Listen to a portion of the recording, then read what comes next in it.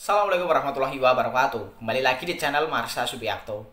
Pada kesempatan kali ini kita akan kembali membahas informasi menarik. Kali ini lagi-lagi berkaitan dengan P3K paruh waktu ya. Jadi hari ini kembali ada informasi atau berita menarik berkaitan dengan P3K paruh waktu ini.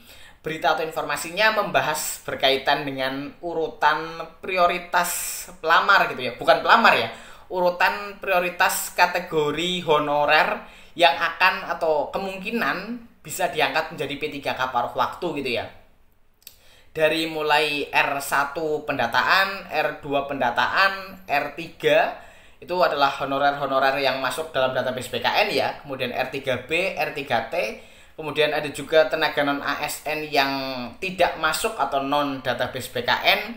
Dari mulai R1 non pendataan, R2 non pendataan, kemudian ada R4 ya, honorer yang sudah mengikuti seleksi P3K formasi tahun 2024 yang tidak masuk dalam database PKN kemudian belum bisa mengisi lowongan kebutuhan.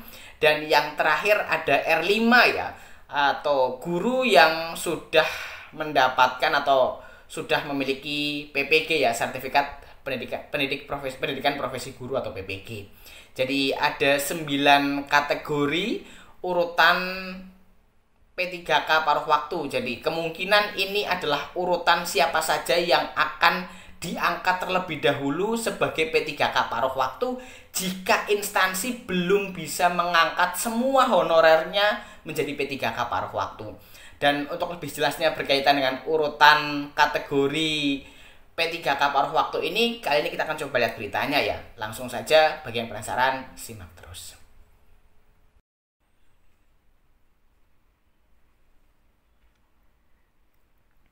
Oke, bismillahirrahmanirrahim. Langsung saja kita mulai.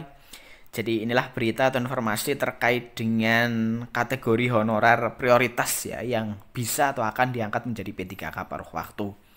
Diberitakan oleh rri.co.id, judulnya ini 9 kategori honorer prioritas P3K paruh waktu. Kita coba bacakan ya. Kementerian Pendaya-gunaan Aparatur Negara dan Reformasi Birokrasi telah mengusulkan penerimaan tenaga honorer yang menjadi P3K paruh waktu. Kemenpan RB telah menentukan urutan kategori yang paling diprioritaskan. Hal ini dilakukan agar instansi pusat dan daerah dapat mendahulukan kelompok honorer tersebut. Setidaknya ada 9 kategori honorer yang akan diprioritaskan untuk menjadi P3K paruh waktu. Lantas, 9 kategori apa sajakah yang dapat mengikuti P3K paruh waktu? Melansir dari laman Kemenpan RB, berikut adalah 9 kategori prioritas untuk mengikuti P3K paruh waktu. Yang pertama ada non-ASN terdata database PKN atau masuk dalam database PKN. Kategori ini terdapat 5 prioritas pengangkatan dengan berbagai urutan. Kategori ini meliputi R1, R2, R3, R3B, dan R3T. R1 pendataan, yaitu tenaga honorer pelamar prioritas 1 pada seleksi P3K 2024. Peserta pernah mengikuti seleksi P3K 2021 mencapai passing grade namun belum lulus. Kemudian 2 R2 pendataan, yaitu tenaga honorer X tenaga honorer kategori 2 yang masuk dalam database PKN. Peserta seleksi P3K 2024 dan belum mendapat formasi. Kemudian yang ketiga R3, yaitu tenaga honorer hasil pendataan PKN tahun 2022. Mereka telah menjadi peserta seleksi P3K 2024 dan belum mendapat formasi. Kemudian yang keempat R3B, yaitu tenaga honorer R3 yang tidak mengikuti seleksi P3K tahap 1, namun baru ikut di tahap 2 dan belum mendapat formasi. Kemudian yang kelima R3T, yaitu tenaga honorer R3 yang tidak mengikuti seleksi P3K tahap 1 namun disediakan formasi tampungan di tahap 2. Kemudian yang kedua non-ASN tidak terdata database PKN atau non-ASN yang tidak masuk dalam database PKN. Pegawai BLUD masuk di sini ya. Selain ASN yang terdata di PKN, ada juga non-ASN yang tidak terdata. Berikutnya, bagi honorer non-database PKN, terdapat 3 kategori berikut.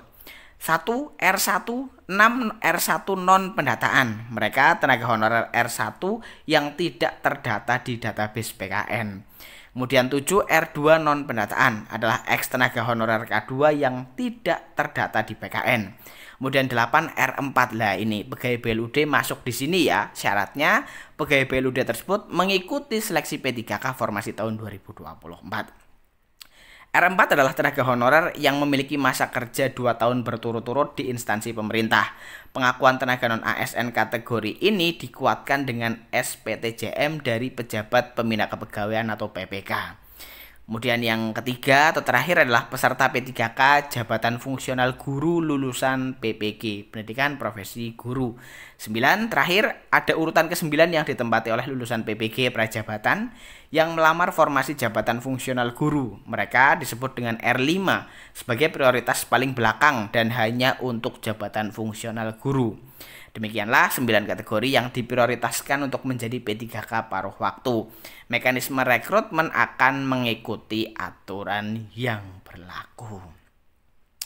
Jadi mungkin itu ya informasi terkait dengan kategori honorer prioritas yang akan diangkat menjadi P3K paruh waktu ya. Dari mulai R1, R2, R3, R3B, R3T, R4, kemudian R5 gitu ya. R4 sendiri ada macam-macam ya.